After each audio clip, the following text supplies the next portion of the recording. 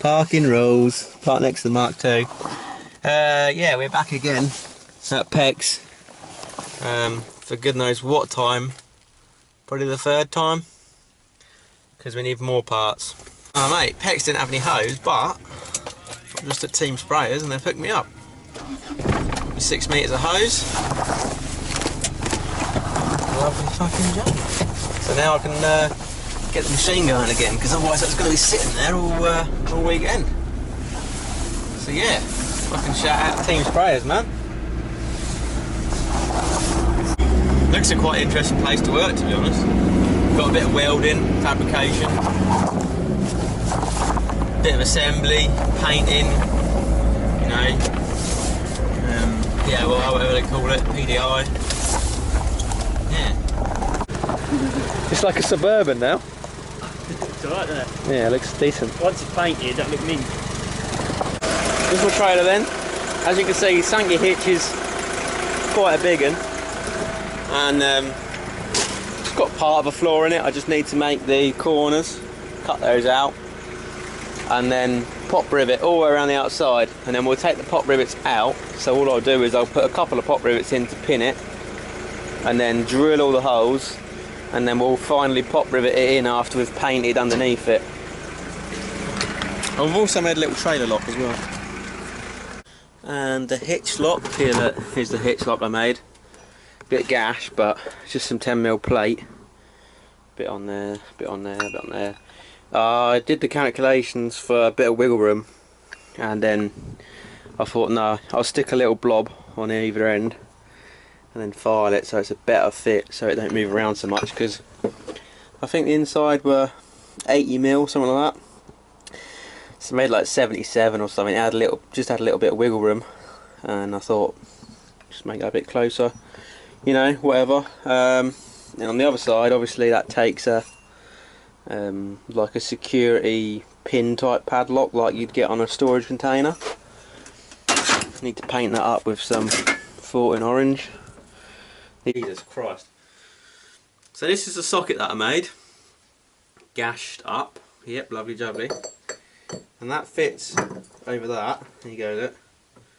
It's got a bit of room on top, but that's just an off-cutter pipe that I had. I wasn't going to fuck around too much. And it's machined so that that size and the chamfer fits inside this hub. There you go. And I've got a bit of bogey weld sticking out the side there, so we'll have to just quickly file that off. My welds are perfect, honest. I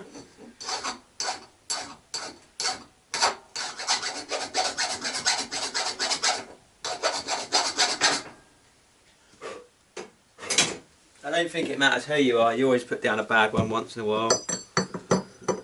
When you, or you know, you're not ideal conditions and you fucking can't see what you're doing in the middle of the night, but yeah, we'll give that a crack. We'll have to lock it in 2 gears again. So, she won't go. Oh, I can't put it in 5th and 2 gears because that selector's not on there. Yeah. That's interesting. Because it's got a shift interlock. I looked at that, by the way, and that's got 3rd, 4th shift interlock. So yeah, if 5th's not on there to key it up, what do we do? Menu. There we go.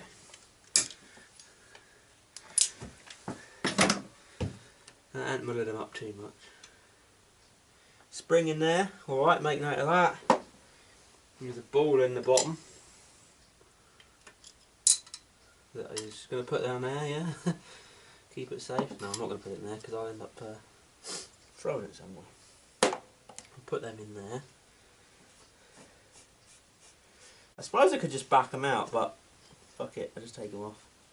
These access covers are for taking the roll pins out of the selectors, 1st and 2nd and 3rd and 4th. Now let's have a go. So you can get that out of That's all gravy, that one. The detent ball for the 5th is up the spout down under here.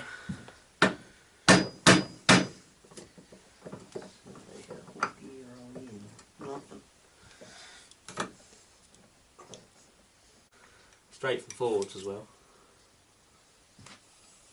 Roll pin hatch. Oh, the felt gaskets. I lied the other day. The only felt gasket on these box. What's that? Okay. Ah, right, that little doodah here will be your shift interlock. There's like a little floating collar between 1 and 2 and 3 and 4. In between the case and in between the forks. Little floater. So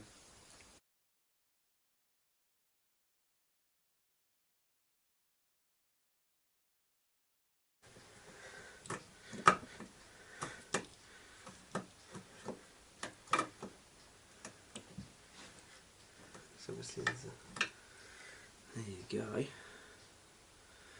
So that's obviously your neutral detent, and then 1st and 2nd. Roll pin for the 1st and 2nd selector, roll pin for the gear selector. That later.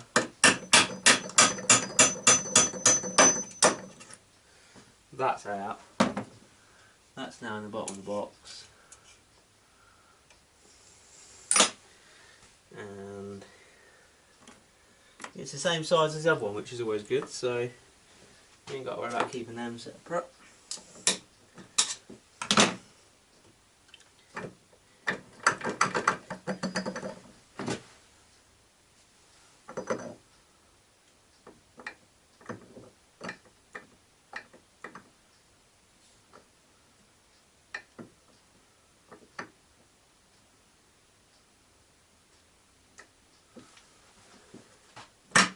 There we go.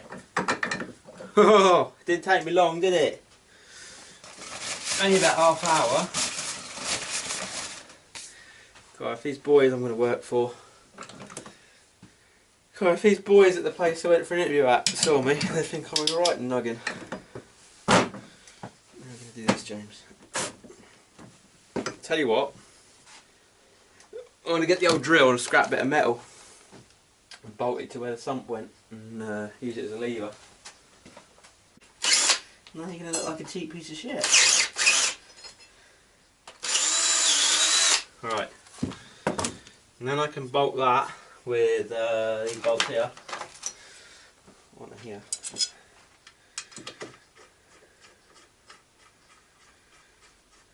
And then pull on it a bit. Now this is only a bit of bar what I've just found literally a minute ago. So don't be surprised if it breaks, it probably will. Yeah.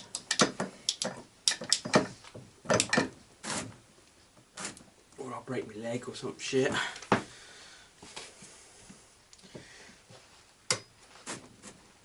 Oh, she's tight, I tell you.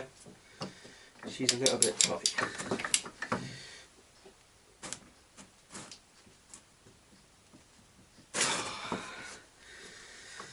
Yeah. We have got this nut off. We might have to use a nut off the other box because it's actually took half the bit off that's been staked in. So, yeah, but anyway, yeah, got that on there. I made 2 of these now. Got the Chicago pneumatic on. That took her off alright, and now we can probably get this off. Clean it first.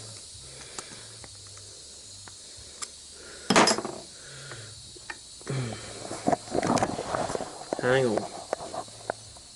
There we go.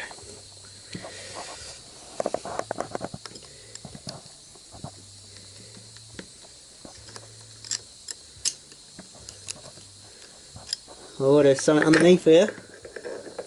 What's that? A spring clip or something. And we can't use this, like I was saying, perhaps we'll be able to reverse it because that flange and that flange are different heights. But we'll change this bit over. Obviously because that's bolted tight, these splines are going to be fine. So yeah, and then there's your needle roller bearing for reverse gear. So this is the reverse synchro. Obviously the reverse synchro wouldn't have had an awful lot of use, but just as a trial, see how much gap there is there. Obviously means it's still got some wear in it, if you like. Let's try the 5th gear and just see if it's the same size. No, either the 5th gear is mega worn or they're not quite the same size. I wonder what that could be all about. Maybe they're a different taper. Actually, yeah, it looks as if it's not sitting on there quite the same. So, remember that one's 5th. There are detents. And detent balls.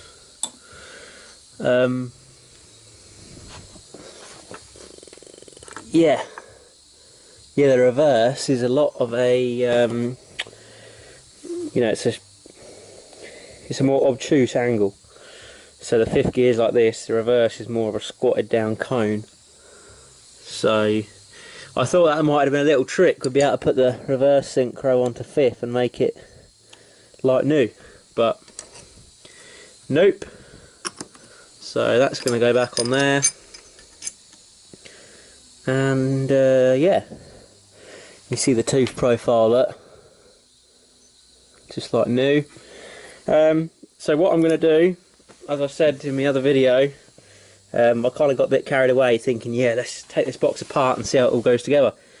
But I'm going to look like a right knob if I take this apart and fuck it up something. So what I'm going to do is put this all back as I found it, and then we'll concentrate on the other box. We'll get 5th gear off the other box and put it on there and do that. And then I'll get the totally shagged box and just take it all to bits. And then if we muck something up, or if I do something that's a bit shady, it won't matter at all because it'll be basically good for the bin anyway. So that's my thinking anyway.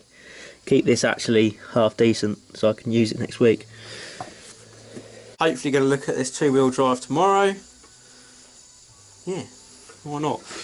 Part of me is like, yeah, just get this 2-wheel drive and have a bit of a bogan-mobile, you know, just throw it together with the spare bits we got and have a laugh. But then part of me is like, I could chuck a cam belt on it, it's only 60 quid. I could chuck top and bottom radio hose on it so they don't split, you know. And then you start thinking, you think, James, stop it. Just drive it, and when it breaks, fix it. Because otherwise I'll be in for it for heater hoses, top and bottom hoses. Well, I might as well do a thermostat to keep her cherry, you know. And at the end of the day, it's done like 190,000, so let's just fucking go for it. The gearbox apparently has been rebuilt, so let's just go for it. And if she pops a radiator hose, okay. If she does die, what? Should we have a little bit of a deeper look at this? Come on, there we go.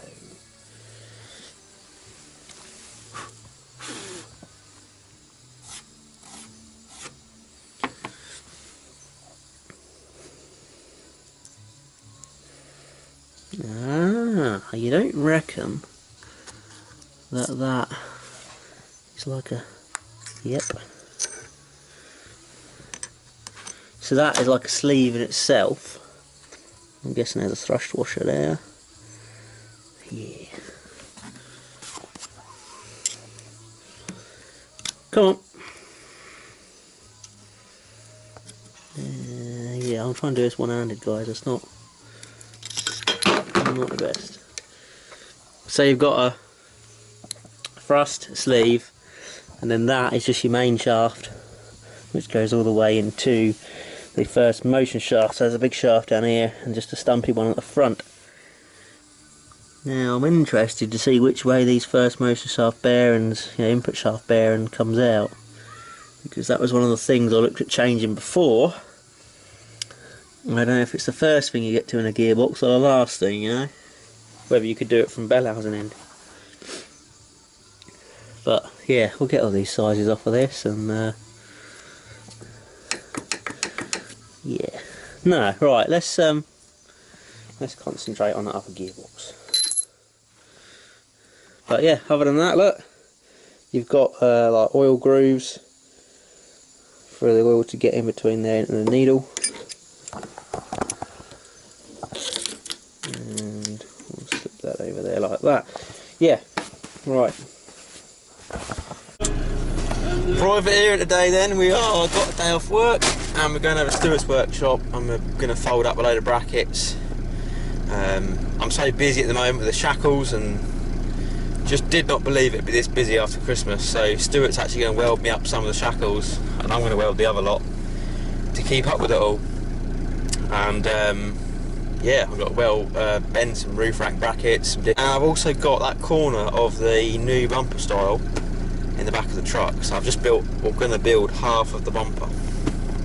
So I've got that with me, got my dimensions, and we're going to fold that up, take it home, tack it, and yeah, give that a little look over this afternoon. I've got to run past work because I forgot to bring my protractor in the car with me, so yeah, oh well. Should buy another one really, shouldn't I? And yeah, like, got a few odd jobs to do today, and if I've got time I'm going to fit these damper extensions to Black Thunder. And I've seen a two-wheel drive single cab up in Bourne, and I said to the bloke, you know, what if I come look at it Monday, I think that's today now, and he says, oh, it's booked in for MOT Monday. So I said, okay, I'll have a word with my supervisor, I'm going to have a word with my supervisor and see if I can have a half day tomorrow and shoot off and have a look at this two-wheel drive. So since probably, yeah, last year or so I thought, two-wheel drive, it'd be quite fun, considering this is not a powerhouse, but I've got a fair bit out of it for what it is. So it would be nice to have something light, low down, with a bit of poke about it, you know. And obviously the standard Mark 1 and before two-wheel drives are non-turbo. So the early ones are non-turbo 2.5, and then they went to a tiny RHF3 VJ, don't know what it is, but it's a tiny little turbo, and it's got a spring wastegate, not an actuated wastegate on it, but won't get into that.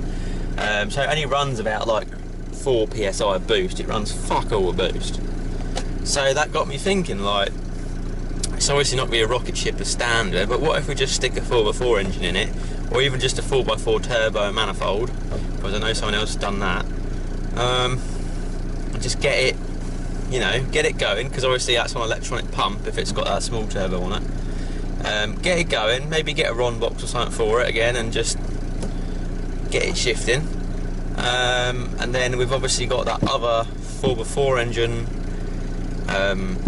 with mechanical pump and all that down the field, so ultimately could be running 2 mechanical pumps, you know, one in the Black Thunder and one in this two-wheel drive. So I'm quite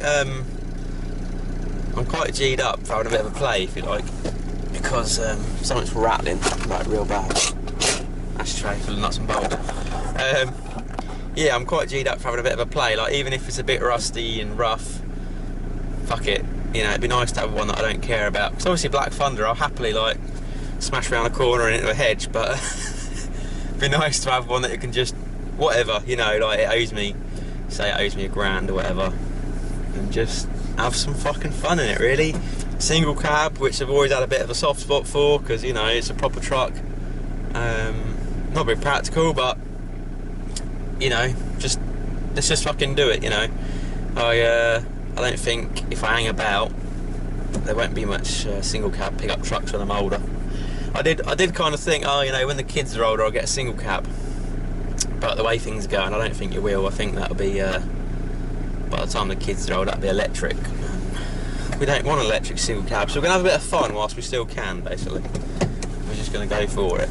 So I'm going to hopefully have a look at this tomorrow. And then if I do, and if I do get it, I know someone who's got some front seats out of Mark II that I can bolt in if they're a bit shoddy. And yeah, it just got me thinking, like, well, I've been looking at like Volvos and stuff, fancying a estate car really, just for, because Black Thunder's like alright, but it's not much of a mile muncher. So it got me thinking, like, oh, if I chuck my tools in the back of an estate car and I could go off and do repairs and things and whatever, and it's a bit more, you know, car rather than truck. It's not on 33s, it don't get 18 miles a gallon, and it don't, you know, 60s your lot, sort of that thing. But yeah, I thought, well, it'd be quite handy because I could just chuck stuff in it. It's going to be low down, it's going to be aerodynamic, it's just going to be a bit more of a car. So yeah, and it got me thinking, like, if I buy a Volvo, I've got no knowledge of them and no spares, but if I go out and buy, say, a Ranger or BT500, we've got, you know, say the alternator goes, no problem, got a spare. You know, what if such and such, the hub, oh, well, I've just took some Mark 1 hubs apart and used them on my trailer project, and I've still got the stub axles, so we can do that. You know, what if the master cylinder goes, well, I've got a Mark 1 sat down the field, it's all good. Yeah, so I'm kind of thinking, like, it sounds bad, you know, it sounds like a bad thing to do, but you could almost, like, bodge it together. Now, bodge is probably not the right word, but we've got, like, a bit of a catalogue going, me and Charlie, with all these bits and pieces we've got. So, I mean, between us, we own 5 trucks. Yeah, is that right? 1, 2, yeah, so between us we own 5 trucks. So if anything were to happen, it'd probably be a case of, like, Charlie can have a top arm, yeah, James can have a rear axle, yeah, alright then, and just go about it like that. And I thought, well, you know, if it's a single cab, whatever, and it don't owe me nothing, and it's just a bit of fun, we could just whip the bed off, chuck some C-notch plates on it, weld it up, and like deck it out a bit. And it got me thinking last night, I hadn't even bought the fucking thing yet, and I was looking at airbags, 80 quid for a pair of airbags. I thought, alright, yeah, get a little compressor on that and a 3-way valve, that'd be alright. So yeah, get some a bit of fun with it really, and see how fast we can make it, you know, and if the engine blows up, okie dokie, you know, like, we'll find something else to put in it. And the other thing is, you said it has a rebuild gearbox in it, so, you know, that's got that going for it. So yeah, I'm pretty G'd up. This weekend's been pretty exciting for me. So, it's white, it's a Mark 1, it looks like a builder's truck, but I'm sure we'll do something. I'm thinking, I happened to go past, well, I went up to pick some tyres at the weekend, and another lad with the Ranger was in the car park, and I had a quick chat with him, and he'd sprayed his truck, and he'd taken out the entire pickup bed floor and sides, welded up a frame out of like 2.5mm steel and box, and then tacked the, you know, the pickup bed side skins on it. So it looks like a Ranger, but inside it's proper heavy build, like you can chuck a pallet in there or an engine and just let it slap about, and it's not going to dent it. But anyway, I was talking to him, and he said he got all the paint for his truck for 100 quid in 2K, and he's still got some left. And it got me thinking, like, yeah, actually, if we get this Mark 1, lower it, have a bit of a play with it, you know, find a second-hand set of wheels, chuck them on, and, you know, just be a bit bogan with it all. There's no reason why we can't just give it a quick orbital, panel white, closed door respray, you know, mask up the windows and get it a nice red or something, even black.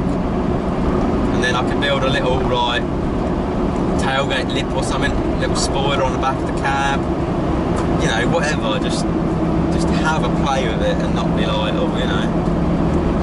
What I'm wondering is if the ECUs are set up different for the fueling or the pump, like whether the pump's still a 10mm head or if it's a 9mm head for the 2-wheel drive, or if it's the same as a 4-wheel drive and same ECU, same fuel pump, but because it's only seeing 4 psi of boost on the map sensor, it's all a bit more conservative, you know, it's not chucking as much fuel in, and it's just weak and lean.